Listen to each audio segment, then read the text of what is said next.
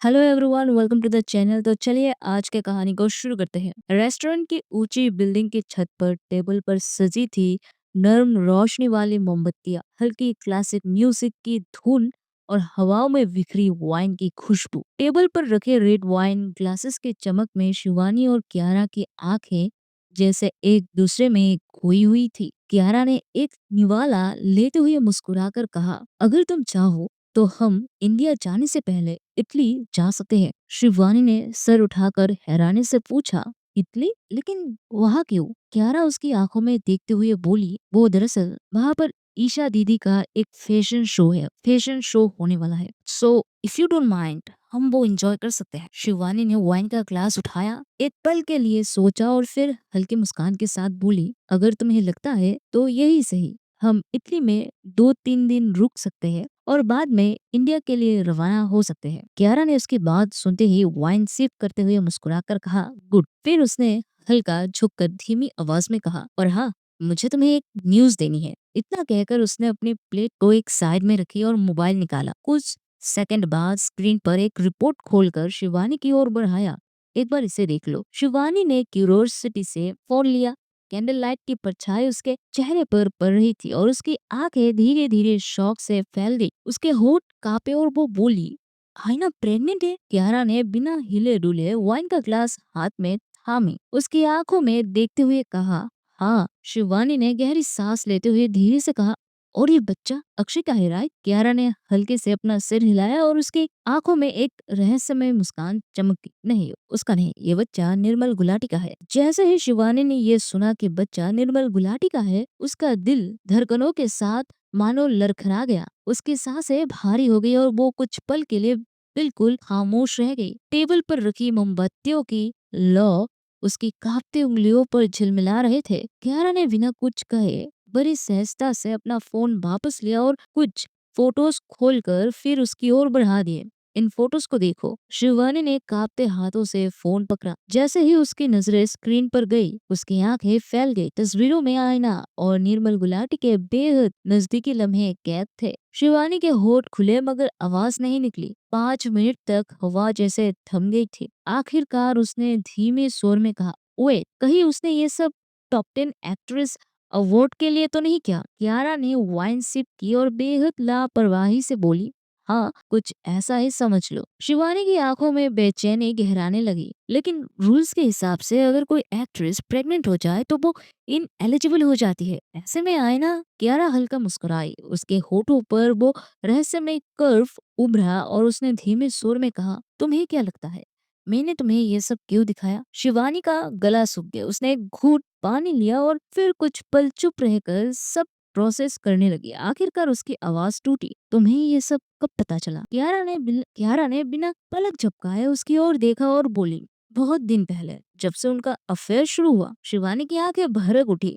और तुम मुझे अवार्ड शो के ठीक 10 दिन पहले बता रही हो? इस बार कियारा का चेहरा गंभीर हो गया। उसकी आवाज भारी और ठंडी थी। तुम समझ रही हो ना मैं क्या चाहती हूँ? वही कियारा अपनी बातों को और आगे बढ़ाती रही। उसकी आंखों में अलग ही ठंडी और आत्मविश्वास था। देखो, मैंने तुम्हें पहले इसलिए नहीं बताया क्योंकि तुम पहले से ही बहुत सारे चीजों से डील कर रही थी। मुझे लगा वक्त आने दो, और अब वक्त आ गया है। अगर तुम इस न्यूज को सही तरीके से एग्जीक्यूट करती हो तो तुम आईना को अपने रास्ते से हमेशा के लिए हटा सकती हो। उसके शब्द गहरी चाल की तरह धीरे धीरे हवा में घुलते गए। शिवानी ने एक लंबी गहरी सांस खींची। उसका चेहरा नाराजगी और घृणा से तना हुआ था।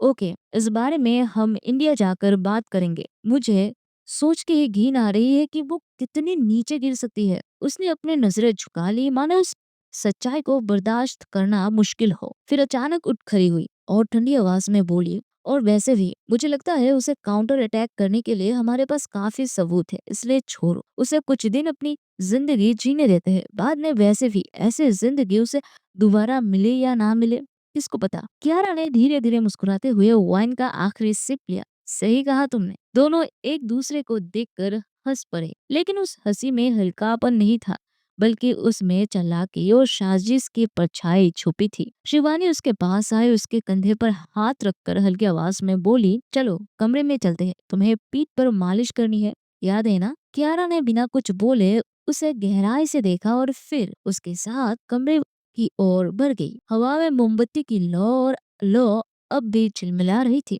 मगर उनके बीच की खामोशी में एक खतरनाक खेल शुरू हो चुकी थी। जैसे ही वे दोनों कमरे में पहुंचे, कियारा ने बिना कुछ कहे अपने ऊपरी हिस्से के सारे कपड़े उतार दिए और सीधे बिस्तर पर पेट के बल लेट गई। उसकी पीठ मोमबत्ती की हल्की लौ में चमक रही थी, मानो किसी कहानी का गहरा अध्याय खुलने वाला हो। ऊपर शिवानी भी अपने कपड़े बदलकर उधर शिवानी भी अपने कपड़े बदलकर एक हल्की शॉर्ट नाइटी पहनाई। उसके हाथ में थी एक छोटी सी तेल की बोतल। धीरे धीरे बिस्तर पर चढ़कर वो कियारा की पीठ पर घुटनों के बल बैठ गई और अपने हथेलियों में तेल मलकर धीरे से उसकी मालिश शुरू कर दी। तेल की चिकनाहट और शिवानी की नरम उंगलियां कियारा की त्वचा पर फिसल रही थी। हर दबाव पर कियारा की सांसों की रफ्तार बदल रही थी, लेकिन जैसे जैसे उसके हाथ कियारा के पीठ के निचले हिस्से उस जगह तक पहुंचे जहां कभी गोली लगी थी, शिवानी का दिल कसकर सिकुड़ गया। वो यादें, वो दर्द उसके सामने जैसे जिंदा हो उठा। पल भर में उसकी आंखें नम हो गई, लेकिन उसने अपनी भावनाओं को बाहर आने नहीं दिया। उसके हाथ चलते रहे और मालिश जारी रही। कियारा इस स्पर्श में पूरी तरह डूब चुकी थी। उसके होठों से हल्की कराहें निकल रही थी, जो कमरे की खामोशी में गूंज रही थी। अचानक जाने किस ख्याल से वो करवट बदल गई। शिवानी का संतुलन बिगड़ गया और अगले ही पल उसका चेहरा सीधे कियारा के सीने में धस गया। क्षण भर के लिए समय ठहर सा गया। शिवानी ने जब होश संभाला तो उसे एहसास हुआ कि वो कहाँ है। उसका चेहरा शर्म और झिझक से लाल हो गया। कियारा ने धीमे से उसकी ठुड्डी पकड़कर ऊपर उठाया और आंखों में देखते हुए हल्की मुस्कान दी। उस मुस्कान में शरारती भी थी और अपनापन भी। कियारा ने अपनी हथेलियों से धीरे से शिवानी का चेहरा थामा और उसकी आंखों में गहराई तक देखते हुए बोली, तुम्हें पता है, तुम्हारी ये शर्माना मुझे और पागल बना देता है। उसने झटके से शिवानी को अपनी ओर खींच लिया। शिवानी का शरीर सीधा कियारा के ऊपर गिर गया। उनके बीच की दूरी अब बिल्कुल खत्म हो चुकी थी। मोमबत्तियों की लौ झिलमिला रही थी और खिड़कियों से आती ठंडी हवा दोनों के जिस्म को छूकर और भी सिहरन पैदा कर रही थी। शिवानी हल्की हिचक के साथ बोली, कियारा ये सब, लेकिन उसकी बात अधूरी रह गई क्योंकि अगले ही पल कियारा ने अपने होठ उसके होठों पर रख गए। एक गहरा लंबा चुंबन, मानो सारी दुनिया थम गई हो। शिवानी का दिल जोर जोर से धड़क रहा था। उसके हाथ खुद ब खुद कियारा के गर्दन के पीछे जा टिके। वही कियारा के हाथ उसकी कमर के चारों ओर लिपट गए, उसे अपनी ओर कसकर खींचते हुए। अब दोनों के बीच कोई झिझक नहीं बची थी, बस थी तो बढ़ती हुई गर्माहट, मोहब्बत और चाहत। कियारा ने उसके कान में फुसफुसाते हुए कहा, अब मुझे अब मुझे सिर्फ तुम चाहिए और कुछ नहीं। शिवानी की सांसें तेज हो चुकी थी। उसने अपने चेहरे को कियारा के गर्दन में छुपा लिया और उसकी त्वचा पर अपने होठों की नरमी छोड़ दी। धीरे धीरे कियारा ने पूरे माहौल का कमांड अपने हाथों में ले लिया था। बिना कुछ कहे उसने शिवानी को अपने नीचे दबा लिया। शिवानी भी पूरी तरह उसके लय में थी। हर स्पर्श उसके होठों से मदहोश कर देने वाली कामुक सिसकियां फूट रही थी। वो अपने सिर को कभी दाएं कभी बाएं पटक रही थी। उसके हाथ बेडशीट को कसकर पकड़े हुए थे और बीच बीच में होठों को काट रही थी। कियारा की गर्म सांसें अब उसके गले पर थी। उसके बाद उसके होठ धीरे धीरे नीचे सरके सीने पर, फिर उस नरमी के स्वाद को चखते हुए और भी नीचे उसके पेट पर। हर चुंबन, हर हल्की काट शिवानी की देह को झुरझुरी से भर रही थी। फिर कियारा धीरे धीरे उस जगह पर पहुंची जो उसके लिए किसी स्वर्ग से कम नहीं थी। जैसे ही उसके होठ बाहर छुए, शिवानी की सिसकियां और तेज हो गई। कियारा अब अपने होठों और जिभ से पूरी तरह अपनी ड्यूटी निभा रही थी, कभी धीमी कभी तेज लय में। उसने कियारा के उसने शिवानी के दोनों टांगों को अपने कंधों पर उठा रखा था, जिससे उसका हर स्पर्श और गहराई तक महसूस हो गई। काफी देर तक ये मदहोश कर देने वाला सिलसिला चलता रहा। फिर कियारा उसके ऊपर लेट गई और जैसा ही उसने खुद को उसके भीतर समाया, शिवानी के होठों से एक और गहरी सिसकी निकल पड़ी। लय पकड़ते हुए कियारा उसके कानों में धीमे स्वर में फुसफुसा रही थी, ऐसे शब्द जो सिर्फ उसके लिए ही थे। शिवानी आधी थकी हुई, आधी बिखरी हुई और हर धड़कन के साथ बहती जा रही थी। और इस तरह जब तक दोनों पूरी तरह थक कर चूर नहीं हो गई, तब तक वो एक दूसरे की फिजा में उलझे रहे, मानो बाहरी दुनिया का कोई अस्तित्व ही ना हो। पूरी रात की थकान और मोहब्बत के बाद दोनों ही एक दूसरे के बाहों में गहरी नींद में डूबी हुई थी। लेकिन तभी कमरे की खामोशी को चीरती हुई फोन की तेज रिंग ने सब कुछ डिस्टर्ब कर दिया। कियारा की आंखें धीरे धीरे खुली।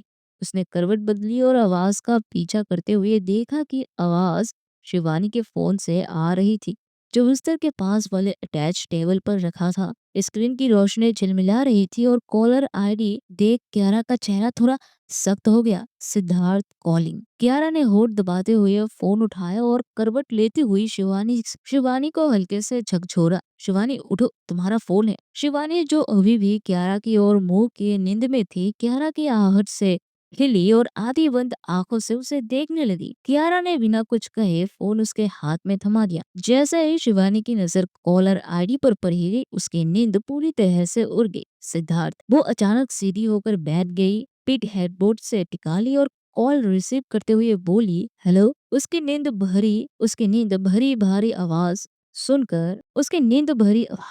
सुनकर उधर से सिद्धार्थ की ठंडी और डायरेक्ट आवाज आई, शिवानी अपना सामान रेडी कर लो, आज हम इंडिया के लिए रवाना हो रहे हैं। शिवानी ने थकी हुई एक उबासी ली और फिर बोली, तुम लोग जाओ, मुझे अभी यहाँ पर कुछ काम करना है। तो दोस्तों, ये थी आज की एपिसोड। अगर चैप्टर ने दिल छू लिया हो तो लाइक जरूर कर देना और कमेंट में बताओ आज का रोमांटिक सीन ने कितना फील दिलाया है। जो लोग कहानी पढ़ना चाहते हैं, मुझे प्रतिलिपि पे फॉलो कर सकते हो।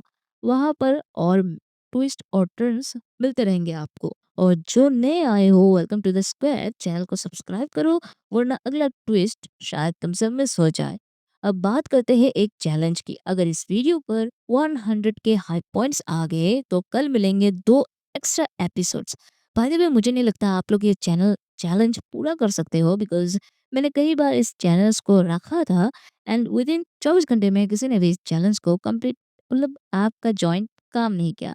तो फिर भी मैं बता रही हूँ कि शायद आपको मिल जाए 2 एक्स्ट्रा एपिसोड्स, हु नोज़। तो फिर चलो मिलते हैं अगले एपिसोड में। Bye bye, see you soon.